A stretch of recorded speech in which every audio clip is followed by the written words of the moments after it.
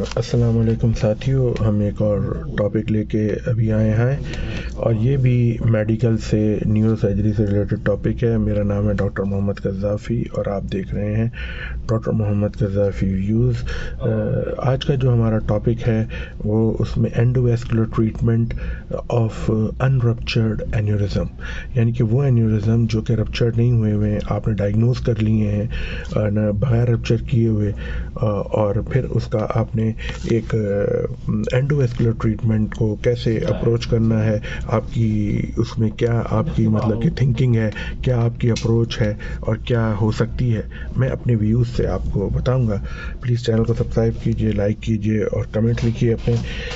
सबसे पहले जो एक पेशेंट का मैं हवाला देता हूं और फिर उससे ही हमने कैसे उसको ट्रीट किया और क्या ट्रीटमेंट ऑप्शंस होते हैं वो होता है, क्योंकि एक हमें बेसलाइन मिल जाती है बात करने के लिए।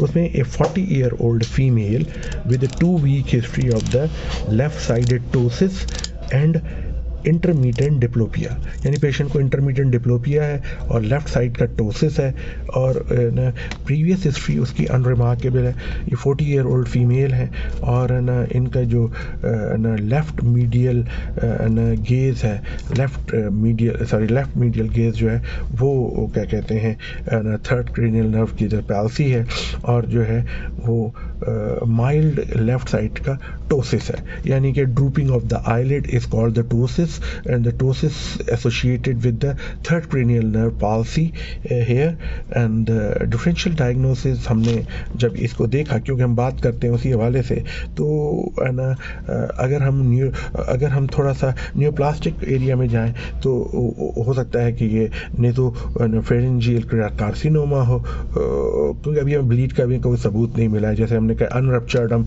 टॉपिक को समझ के आगे चल रहे हैं, तो हो सकता है नेज़ोफेरिंजियल कार्सिनोमा हो, स्फीनोइड मेनिंजोमा हो या मेटास्टेसिस हो 40-year-old में हो सकता है। इसके अलावा वेस्कुलर में जो है वो हाइपरटेंशन हो सकता है, पोस्टीरियर कम्युनिकेटिंग आर्टरी का एन्यूरिज्म हो सकता है, पीकॉम एन्यूरिज्म जिसे हम कहते हैं, कैवर्नस साइनस की थ्रोम्बोसिस हो सकती है और इन्फ्लेमेटरी रीजन भी हो सकते हैं, जैसे कि अपना कहते हैं मल्टीपल स्क्लेरोसिस, सार्काइडोसिस, मेटाबॉलिक में डायबिटीज़ में भी हो सकता है, थर्ड क्रेनियल नर्व की पाल्सी हो जाती है, ड्रूपिंग ऑफ द आईलिड भी हो सकती है और पेशेंट को, और ट्रॉमा हो सकता है, यानी टिपिकल ट्रॉमा जो कि हो जाता है कोई एक्सीडेंट से या गिरने से, या फिर जो है उनको अपना क्या कहते हैं कोई आइट्रोजेनिक ट्रॉमा भी हो सकता है यहाँ पर, यानी सर्जरी के दौरान। और इधर जैसे मैंने आपसे कहा कि vascular hypertension it can affect on the vessel wall and it can directly forcing the vessel wall and thinning the vessel wall of the brain, यानी कि उनकी जो वेसल वॉल होती है उसको पतला कर देती है वो, और साथ में ये जो इसमें इन्वॉल्व होती हैं वो पोस्टीरियर कम्युनिकेटिंग आर्टरी का एन्यूरिज्म हो सकता है और कैवर्नस साइनस का थ्रोम्बोसिस हो सकता है। तो ये क्या कहते हैं, जैसा कि मैंने कहा, ये जो हमारी वीडियोस होती हैं, ये जो हम बता देते हैं पहले से कि ये हमारी हेल्थ केयर वर्कर के लिए, या जो हमारे पढ़े लिखे पेशेंट्स हैं, या फिर वेल अवेयर्ड पेशेंट्स हैं, या फिर न्यूरो सर्जन्स हैं, डॉक्टर्स हैं, उनकी अवेयरनेस के लिए है, या स्टूडेंट्स हैं जो तैयारी कर रहे हैं उनके लिए। अब इसमें जो इन्फ्लेमेटरी होता है उसमें मल्टीपल स्क्लेरोसिस हो सकता है, सार्काइडोसिस हो सकता है, मेटाबॉलिक में डायबिटीज़ हो सकती है। तो कहने की बात ये है कि ये रीजंस हैं, लेकिन इधर जो हम मोस्ट कॉमन रीज़न को समझ रहे हैं वो पोस्टीरियर कम्युनिकेटिंग आर्टरी का अनरप्चर्ड एन्यूरिज्म के चांसेस ज़्यादा हैं, और कैवर्नस साइनस थ्रोम्बोसिस हो सकता है लेकिन इसके चांसेस थोड़े से कम हैं। इसके अलावा हम किस तरह से इसको इन्वेस्टिगेट करते हैं, आपको पता है इस तरह का पेशेंट आता है तो उसको हम इन्वेस्टिगेट करते हैं, कंप्लीट ब्लड काउंट करते हैं, पीटी करते हैं, इलेक्ट्रोलाइट्स, यूरिया, क्रेटिनिन,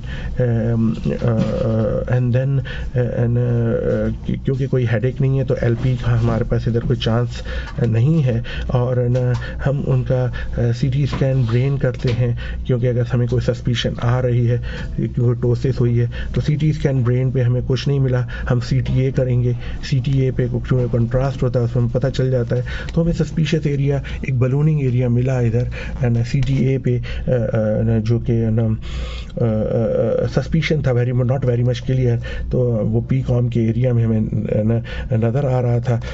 तो लेकिन ना फिर जो सेकंड हमने किया वो MRA किया ताकि उसको चेक कर सकें कोई ऐसी चीज़ तो नहीं है कि जो हम मिस कर रहे हो। उधर भी हमें थोड़ा सस्पिशन थोड़ा हमारा कंफर्म हुआ।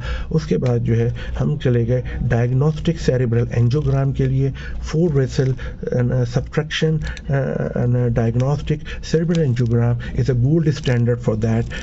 और उसके लिए हम चले गए और जब उनमें उसको हमने किया तो हमने देखा कि लेफ्ट एंटीरियर सर्कुलेशन एंजियोग्राम में हमने जब PA यानी पोस्टीरियर एंटीरियर और लेटरल प्लेन्स पर हमने जब लेफ्ट इंटरनल कैरोटिड आर्टरी में इंजेक्शन इंट्रोड्यूस किया तो हमने देखा कि 5/7/10 मिलीमीटर का PCOM एन्यूरिज्म है वहाँ पर।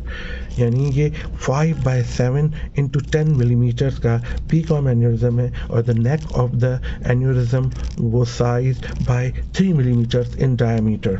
तो हमें 3 मिलीमीटर की उसकी नेक मिली ना इस पोस्टीरियर कम्युनिकेटिंग आर्टरी में। और तो नेक जो थी वो ठीक है, लेकिन एन्यूरिज्म का जो शेप था वो इर्रेगुलरली बलून्ड था। अच्छा, इधर थोड़ा सा हम इधर भी पैथोफिजियोलॉजी पे बात करेंगे। बगैर पैथोफिजियोलॉजी की बात करें हम ना क्या कहते हैं मैसेज कन्वे नहीं कर सकेंगे इधर आपको। ये जो एन्यूरिज्म्स होते हैं are pathologically dilation of the blood vessel wall and the development of the cerebral aneurysm is multifactorial and include focal structural defects in the vessel wall, hemodynamic stress as a result of the turbulent blood flow, or branch point and familial factors also involved to develop the aneurysm, such as we can talk about few such as the hereditary syndromes associated with the cerebral aneurysm include the Ehlers-Danlos syndrome, fibromuscular dysplasia, Osler-Weber-Rendu syndrome, polycystic kidney disease. All these are involved in this area। क्योंकि ये जब genetic factors involve होते हैं तो उसके बाद ही आप देखते हैं कि वो thinning of the blood vessels का प्रोसेस स्टार्ट होता है। ये पेशेंट हाइपरटेंसिव नहीं है, यानी कि इसमें ये चीज़ हो सकती है और नहीं भी हो सकती है। तो आगे हम चलते हैं। ये जो अनरप्चर्ड एन्यूरिज्म होते हैं ये it may present with the symptoms related to the mass effect. They are unruptured. They are only affecting mass effect on the adjacent structures or may be discovery incidental during the workup of the unrelated symptoms. So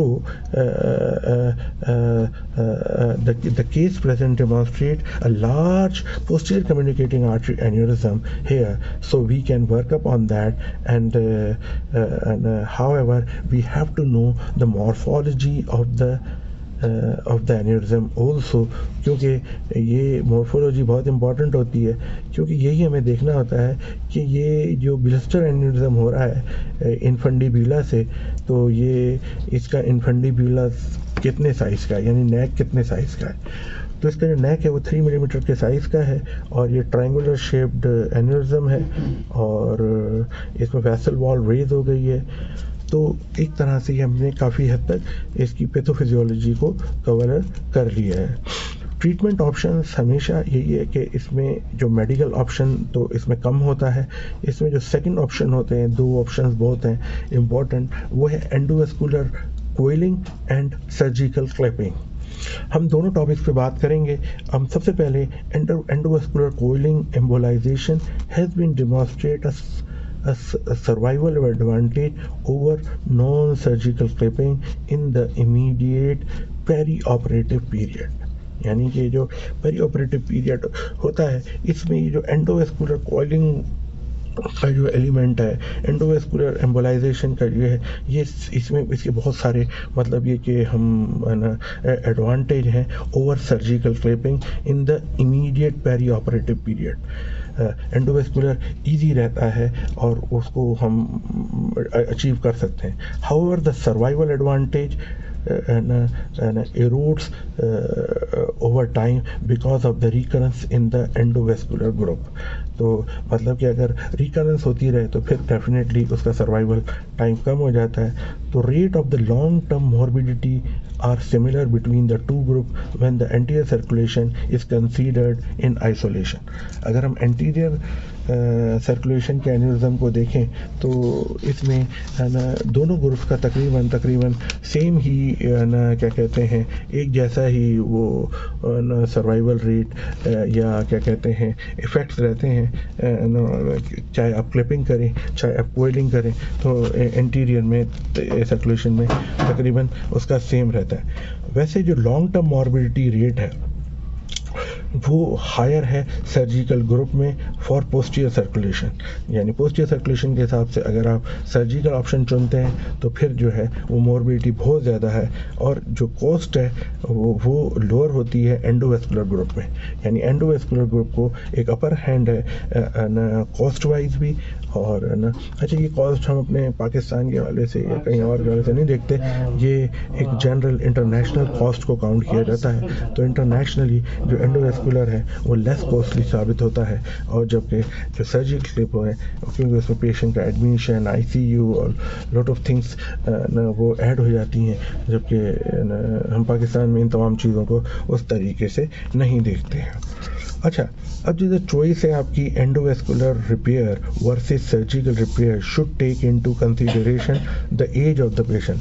मतलब ये कि patient की preference देखना है, appearance of the aneurysm और उसकी location में micro neurosurgical clipping जो है वो कंसीडर करनी चाहिए हमें यंगर एज ग्रुप में जो कि less than 50 year old age है with anterior circulation aneurysm or endovascular repair should be considered in patient over 50 year of age.